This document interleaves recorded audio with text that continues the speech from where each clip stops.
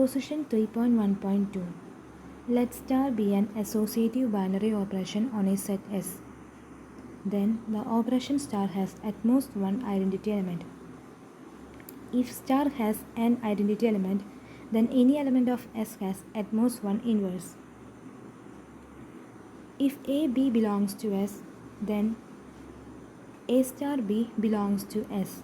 Then the operation is binary. If A B C belongs to S, then A star B star C equal to A star B star C.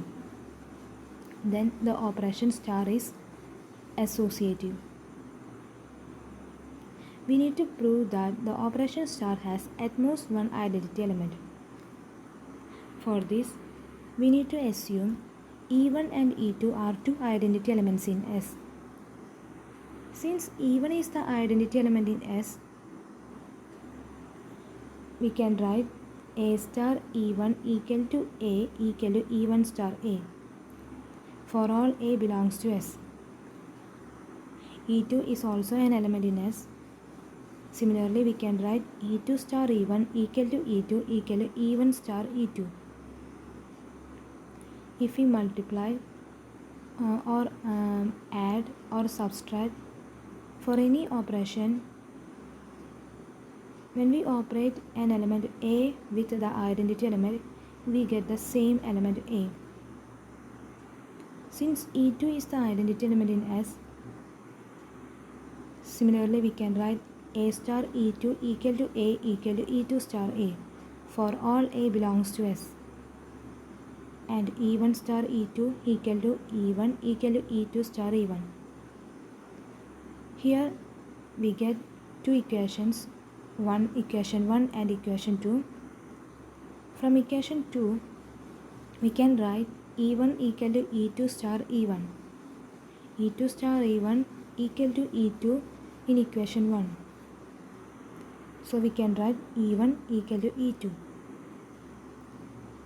Thus, the operation star has at most one identity element.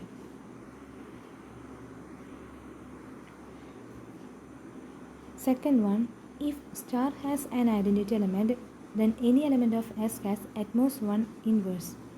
We already proved the first statement, so the star has an identity element. Then we need to prove that any element of S has at most one inverse. Let A be any arbitrary element in S. Let E be the identity element in S. If possible, B and C are two inverse elements of A in S. Here we assume A has two inverse elements B and C. Since B is the inverse element of A in S, then A star B equal to E equal to B star A. When we operate the element A with its inverse element B, we get the identity element. Since C is the inverse element of A in S, then A star C equal to E equal to C star A. Here we get two equations, equation 3 and equation 4. E is the identity element in S, so we can write B equal to B star E. From equation 4, A star C equal to E.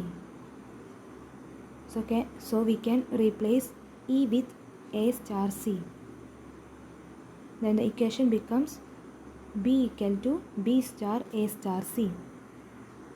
We already given star is associative in S. So B star A star C equal to B star A star C. From equation 3, E equal to B star A. Then we can replace B star A with E. And the equation becomes E star C. Since E is the identity element in S, then we get E star C equal to C. Thus, finally we get B equal to C. That is, any element of S has at most one inverse.